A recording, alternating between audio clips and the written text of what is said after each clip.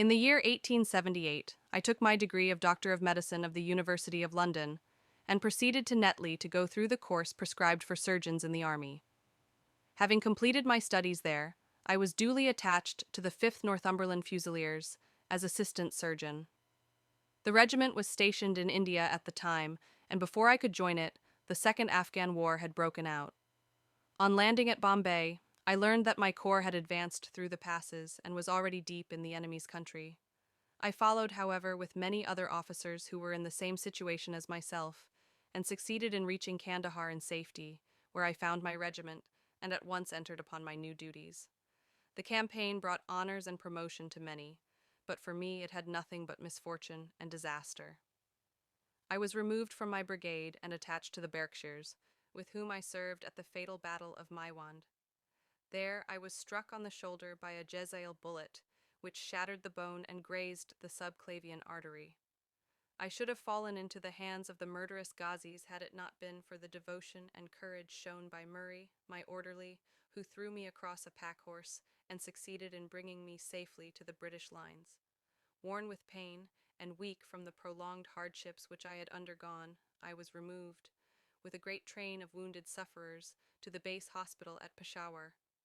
Here I rallied, and had already improved so far as to be able to walk about the wards, and even to bask a little upon the veranda, when I was struck down by enteric fever, that curse of our Indian possessions.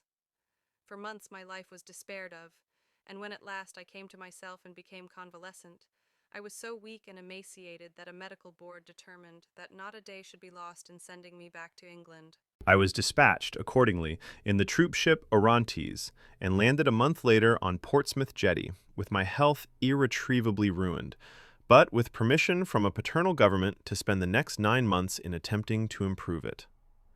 I had neither kith nor kin in England, and was therefore as free as air, or as free as an income of 11 shillings and 6 pence a day will permit a man to be.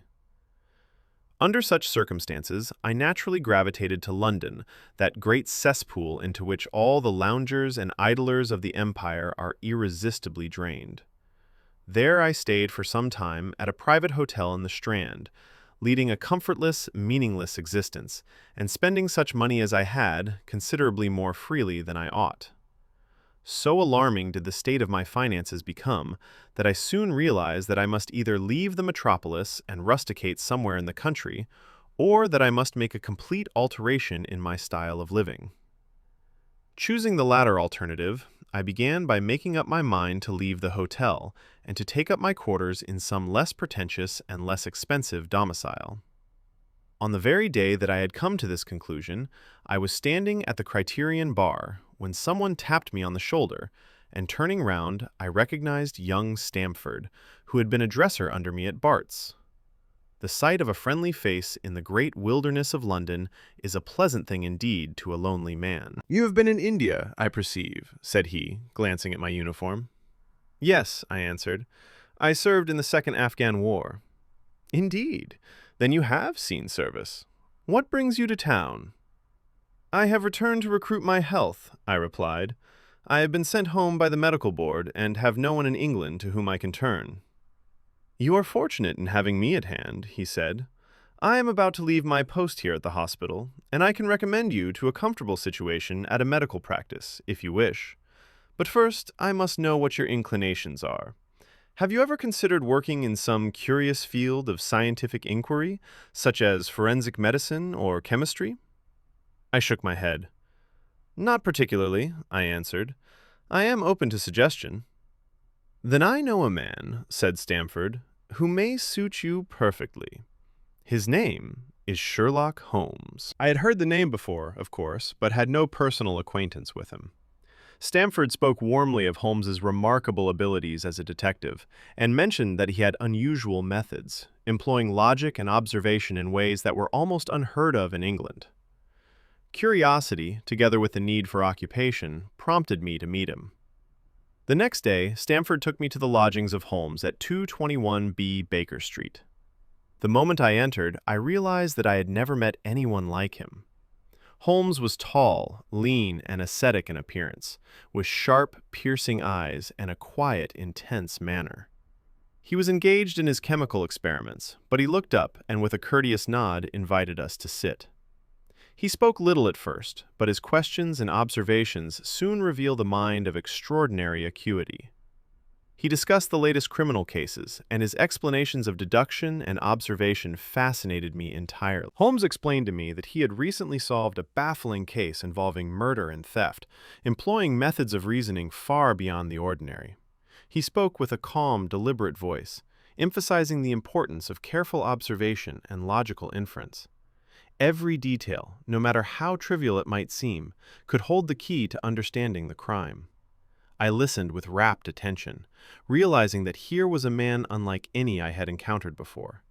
His intellect was formidable, his patience unyielding, and his attention to detail nearly obsessive. By the time we parted, I was fully convinced that I had found not only an extraordinary mind, but a colleague and friend with whom I might share my own medical and scientific interests. Over the following weeks, I settled into a routine that allowed me to observe Holmes at work. He received clients, examined clues, and conducted experiments with a precision and intensity that was both inspiring and daunting.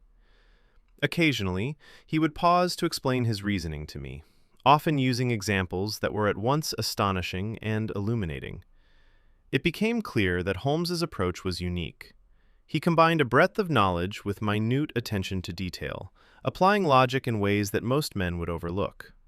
His ability to reconstruct events, motives, and sequences from minimal evidence was nothing short of miraculous, and I found myself constantly amazed at the clarity with which he could analyze the most complex situations. Thus began my acquaintance with Sherlock Holmes. What had started as a casual meeting led to an enduring partnership. I was drawn into a world of mystery, deduction, and intrigue, a world that I had never imagined, and yet one in which I felt wholly at home.